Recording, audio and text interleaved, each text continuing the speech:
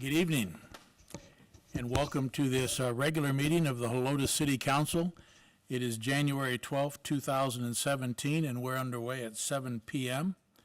I'd like to welcome all of you here and ask that if, before we get started on the agenda, if you have a cell phone or other communication device, please turn it to off, silent, or vibrate so it won't ring during the meeting. And that being said, we'll get on with the first two items on our agenda, which is the invocation. Tonight, Councilmember Blue will take care of the invocation, and then that'll be followed by the pledge to the American and Texas flag. So if you would stand for the invocation and pledges. Heavenly Father, we are truly blessed to live in such a wonderful community as Helotes. We are grateful for the opportunity to participate in the process to make it a better place. We ask for your protection for our police, firefighters, and all emergency providers. Be with our military men and women as they protect us and our freedoms and bring them home safely. Thank you for the beautiful weather we've been having recently, and we do ask you for some well-needed rain. Please also, we ask for a speedy recovery for our fellow council member who's not present tonight. These things we ask in your name. Amen. Amen. I pledge allegiance to the flag of the United States of America and to the republic for which it stands, one nation, under God, indivisible, with liberty and justice for all. Honor the Texas flag. I pledge allegiance to thee, Texas, one state, under God, one and indivisible. My mind was just blown. Well, it's always the other way around. It's supposed to be. They're on the wrong place. I never noticed. Well, they're red, white, and blue, you know. I kept looking and thinking, this is not right. I don't either. Who moved them? It's been that long? Oh, my God. That was embarrassing. Hey, we usually are under much better control than that. But I notice we have, looks like some scouts. Is that correct? You're working on merit badges? What are you working on? Citizenship and beauty. Okay, what troop are you from? 903, okay. And are you a scout? What are you working on? Okay, what troop? 241. Okay, well, welcome. And if you stay the whole meeting, you have questions afterwards, we're here to help you out and answer your questions, okay? So thanks for coming, and we appreciate your interest in what we do here, and the same for you guys. Thanks for coming. Okay, before we get started, Grace, did anybody sign up for either one of the public hearings or citizens be heard? Okay, we'll go through the process. We do have two public hearings tonight, and we're required by law to read them and note the time for beginning and end. So the item next up is our public hearing. We're going to open it at 7:03. And this is the public hearing to give all interested persons the right to appear and be heard on a request from Los Reyes Incorporated for a change in zoning from pre-development district to single-family residential district R1 for 14.649 acres of land located at Lago Vista and Wild Lake. Property being more particularly described as Bexar County Appraisal District Property ID number 241715 and located in the J.A. Torres Abstract number 768 and the TCRR Company Survey Abstract number 1026, Bexar County, Texas. Since no one spoke up to or signed up to speak, we will close this at 7:04.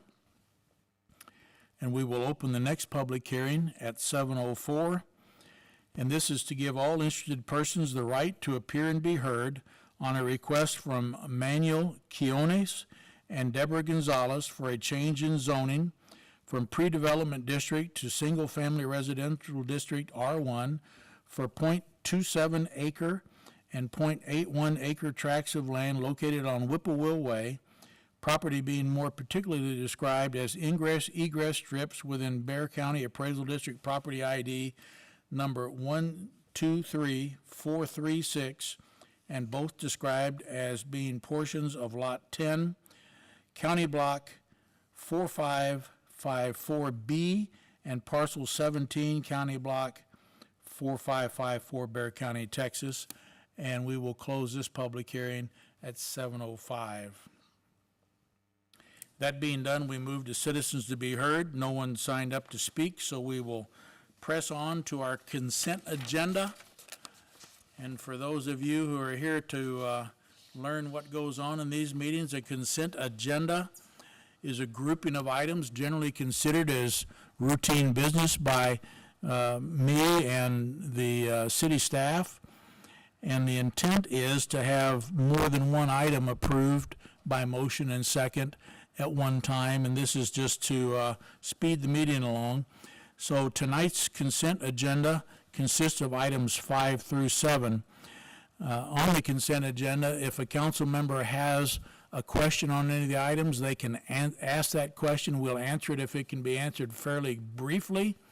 Otherwise, they can pull it for full discussion. So I would ask council now, items 5, 6, or 7, are there any questions or requests to pull an item? I have a question.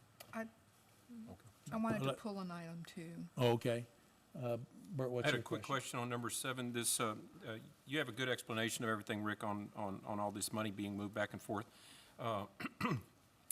This new hire for dispatch, is that a full-time position, or is it part-time? It's full-time position. So we have a new full-time dispatcher. Not yet, We're, but we're advertising for it. Oh, you're advertising for it. Okay, all right, that's all I had. You wanted to pull one? I wanted to talk about this, the budget adjustments to hire 2 new Public Works people. I'd like to discuss that. Okay. We'll pull item number 7 then? Yes. Okay, can we then have a motion to approve items 5 and 6 of the consent agenda? Mayor, I make a motion, we approve consent agenda items 5 and 6. We have a second? Second. We have a motion from Byes, a second from Fredericks. No discussion required. All in favor, say aye. Aye. Opposed, say no. Motion carries. Consent agenda items 5 and 6 are approved, and that moves item number 7 down to individual consideration. So if we can have a motion and a second to discuss and take action on item number 7. Mr. Mayor, I move that we discuss and take action on item number 7 as written. Okay. We have a motion from Massey. Do we have a second? I'll second. A second from Byes. Okay, Cynthia. In as much as we just finished, well, not just, I mean, the budget, we went through the budget and we put, why weren't these Public Works new hires mentioned then in this agreement with Maldonado Nursery? What has happened? Is the money that we're gonna be spending on the new hires gonna be less than what Maldonado Nursery has been? Yeah, I think we did discuss it a little bit as a possibility, but we were still going to stick with Maldonado, but I'll let Rick cover the reasoning behind what we did and how the numbers work. So, Rick? Councilwoman, the you have contract, You have your mic on? yes. Okay. The contract with Maldonado was $10,200 per month, which equals $122,400 per year. When we were going through the budget discussions, the jury was still out from a staff perspective whether we wanted to keep Maldonado or whether we wanted to terminate Maldonado for basically lack or poor service, I would say. They would show up certain days, they wouldn't show up other days. When they were directed to do something, they sometimes did it and sometimes didn't do it. Then we started to look at the numbers, comparing hiring 2, which would be consistent with what Maldonado had as a grounds crew, versus what we were paying. If we hired 2 additional employees, the cost was somewhere around $47,000 or $48,000 per year versus the $122,000. So we already had equipment that they could use to do the same job that Maldonado did, and terminating their contract and hiring 2 essentially saves about $56,000, $57,000 a year. So it made sense to us to terminate their contract and hire internally, particularly given the fact that we had all the equipment necessary in order for them to do the same job. The $47,000, does that include all of the employee benefits? Yes, ma'am. Also, explain that we did go out with RFP and received 2 responses and the results of those, just ballpark. We did go out, when we originally discussed this with the mayor wanted us to go out for bid for landscaping services comparable to Maldonado to see if we could get services cheaper. Though we did receive 2 bids from companies in Bear County, those 2 bids came in considerably higher than the $10,200 per month. And so I think one was 13 and one may have been closer to $15,000. Isn't it at 130 something to 150 something a year? So taking all that into consideration, contracting with another company wouldn't solve our problem dollars wise, and hiring those 2 internally would save the city some money, and we would have more control over what those individuals did in the field. Okay. Another reason why it happened at this time, we were, as you recall in the budget, we did provide for an additional Public Works employee to replace Dustin, who's going to code enforcement, animal control. And so we were going to have to fill that slot. In interviewing the applicants, we had narrowed it down to 6, made the final cut. And in interviewing those 6, 3 of them seemed like they'd make good employees. Rick and I have been talking for quite a few months about doing this, and I was always hesitant to get away from Maldonado, but I could see even that we were having to get credits from them every month for the times they didn't show up and the work they weren't doing. So I mentioned to Rick, hey, we've got 3 pretty good-looking guys. Let's try this and see if it works. And so that's why we did it. And we are saving somewhere around 50 or 60,000. Okay, that was just my concern. It's just, Yeah. that as we all know, when you hire an employee, there's a lot of things that come with that. It's Oh, not yeah, just sure. their base salary. And if it looks, for the numbers come out right, obviously, we are saving money. I mean, yeah. even if these people stay on and we increase their salary, it's going to be many, many years before it Yeah. ever reaches. And factoring in gas, if we have to replace a mower, maintenance, that kind of stuff, it's still, we're way ahead. And this way we can control what's going on. The other thing that bothered me was that we were committed to a certain number of mowings and trimmings. They were supposed to be here 5 days a week and they just weren't showing up. But they were out there even when it didn't need mowing, just to go through the motions when they were here. Yeah. And so I felt like we were really just throwing that money away. And this way, we'll have total control. Okay. Anything else? I know that you all, the dispatch department new hire, and again, another, that one is a little bit more, 32,000? Yes. And that's for the year, like it's an annual. I mean, That- are we gonna be getting more of these every month of moving money over to the dispatch salaries? No. This for that department and Public Works should be constant from here on over the next at least 3 to 5 years before we would request any additional personnel for those departments. And I use the term 3 to 5 years because, again, anything could happen. But at this point, both departments are well staffed and should not be requesting any additional monies for personnel. That additional new hire, with even that additional new hire, the contract that we have with the City of Leon Valley is still, albeit not as much, is still in the black, or producing more revenue than we would be expending through personnel costs, even with this additional person. If we were to hire an additional dispatcher after this one, we would be in the red, and obviously we would look to renegotiate those contracts. With City of Leon Valley, I put in the notes for y'all. We are researching the actual calls for service that are currently being brought into our center versus what we originally bid on. Our inclination is that what we originally bid on is less than what is coming into our center right now. So over the coming months, we may be approaching Leon Valley and approaching council on renegotiating that contract. Again, I'm just telling you what the possibilities are with that. But even with this new hire, we're still making some money on that contract. Okay. Okay, well, okay, thank you. That's it. Okay.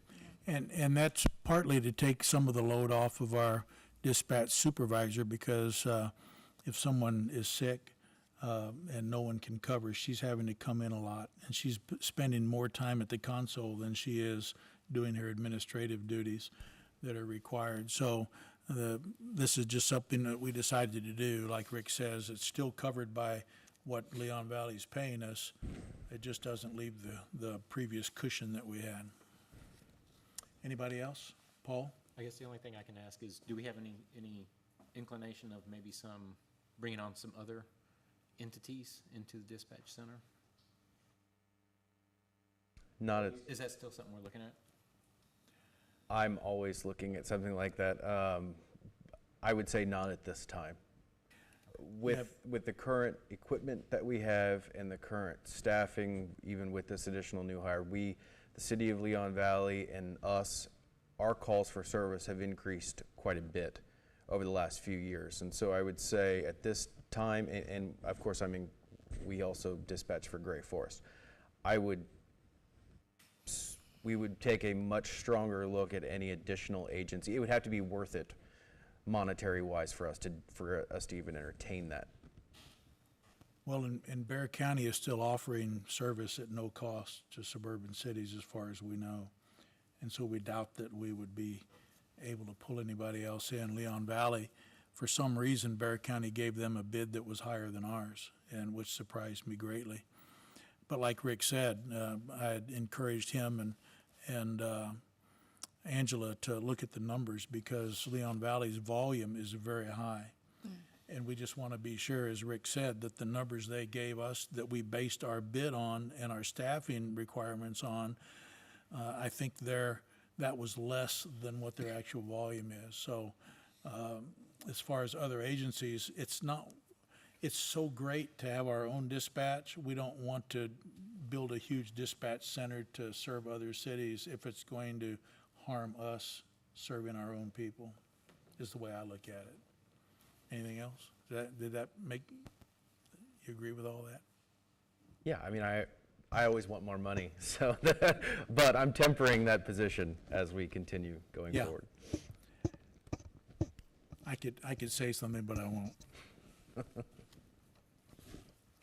Okay, anybody else? Alex? Yes. So we're closing the door on hiring another Public Works employee then, or are we keeping that door open? For what?